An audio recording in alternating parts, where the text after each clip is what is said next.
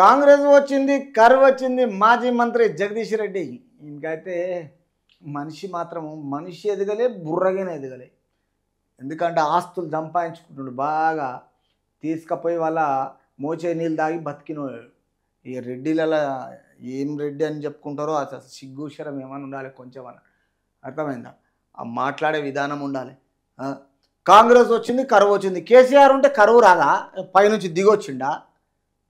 ఒక బేకూఫ్ గాడు అంటాడు ఓడు, వైఆర్టీవీ ఓడు. వాడు ఏమంటాడు అంటే, రేవంత్ రెడ్డి గారు కరెక్ట్ ముందు నిలబడి కేసీఆర్ను ఒక 2 నిమిషాలు నిలవాడంటే, కేసీఆర్ ఏం పెద్ద తాండ్రపాపరాయడా, లేకపోతే ఏమన్నా బొబ్బులిపులా, లేకపోతే ఎన్టీ రామారావా? అరే AK-47 10 సంవత్సరాల ఆశీర్వాదం తీసుకొని ఇచ్చిన తెలంగాణ ప్రజల సీఎం రేవంత్ రెడ్డి, కేసీఆర్ను ఫస్ట్ నిలబడడానికి 2 నిమిషాలు అంటున్నావు కదా. ఫస్ట్ ఆ ముక్కును అదుపులో పెట్టుకొని తర్వాత ఫ్లైట్ ఎక్కినప్పుడైనా దిగేటప్పుడైనా కరెక్ట్ దిగడం అన్నది. ఆ గుట్నలే పని చేయక కింద పడుతున్నాడు రా బాబు. నీకు ఎవడు చెప్పిండ్రా? ఎవడు నీకు ఛానల్ పెట్టుకోమన్నాడు? ఏ ఊరికి వెళ్ళి వచ్చినావురా నువ్వు? నీకు ఇంత అర్థం లేదు అసలు. వాళ్ళకేమైనా పద్ధతి సంస్కారం లేకుండా మనుషులనే ఎవరిని రెచ్చగొట్టే మనుషులు. తర్వాత ఎక్కడ పోయినా వీళ్ళు ఏం చేస్తారంటే మనుషులను విమర్శించడంలో ఫస్ట్ ఉంటారు. వాళ్ళను సంజయ్ చెప్పుకుంటారు, తప్పులు వీళ్ళే చేస్తారు. తప్పుడు తడకలు ఇవన్నీ. బీఆర్ఎస్ పార్టీ అంటేనే తప్పుడు తడకలు. అందుకే ఇది మధ్యలో వచ్చింది, మధ్యలోనే పోతుంది.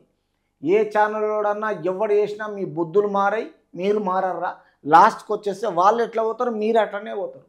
పెద్ద పీకుడుగాళ్ళలోనే అక్రెడిటేషన్ ఉన్నట్టుగా పీకి ఆయన అంట 2 నిమిషాలు కరెక్ట్ నిలబడంట రేవంత్ రెడ్డి. నిలబడి చూస్తేనంట ఆయనకు పాయింట్ లోపల డ్రైవర్గిన పచ్చిగా అవుతుందంట. వాడు అంటాడు, నోటి మాటలు నోటి తీట చాలున్నదిరా మీకు.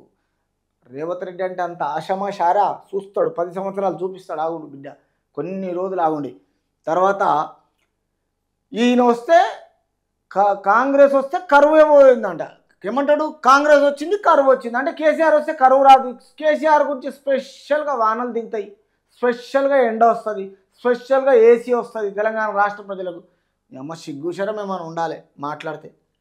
అధికారం పోయిన తర్వాత, మినిస్టర్లు పోయిన తర్వాత గాడి తప్పి పట్టాలు తప్పిన పార్టీ మీది తెలంగాణ రాష్ట్ర ప్రజలు తొక్కిరు మొత్తం. ఎక్కడేసి అక్కడ. ఇంకా సిగ్గు లేదు. లాస్ట్ 5 ఏళ్లలో ఒక్కరోజు మనుషుల దగ్గరికి పోయింది లేదు, మనుషులతో ఆలోచన చేసింది లేదు రాష్ట్ర ప్రజలతోటి. తర్వాత ఆ రాష్ట్ర ప్రజల గురించి వాళ్ళ సాధక బాధలు విన్న రోజులు లేవు, ఏనాడు పోలే. మొత్తం మైనింగ్ దందలు, శాండ్ దందలు అన్నీ మీవే, కుంభకోణాలు మొత్తం. ఈ కుంభకోణాలతోటి లాస్ట్కి వచ్చి మీరు ఇలా తెలంగాణ ప్రజలను మోసం చేసి మళ్ళొచ్చి ఏదో ఎత్తుకొచ్చి కాంగ్రెస్ వచ్చింది, కరువు వచ్చిందంట. కాంగ్రెస్ వస్తేనే వస్తుంది, మీరు వస్తే రాలే. సత్యహరిచంద్ర దమ్ముడు మొత్తము గణపతి హోమం చేసి మిమ్మల్ని పుట్టించారు పైనుంచి. కొంచెమన్నా బుద్ధి లేదు మాట్లాడడానికి.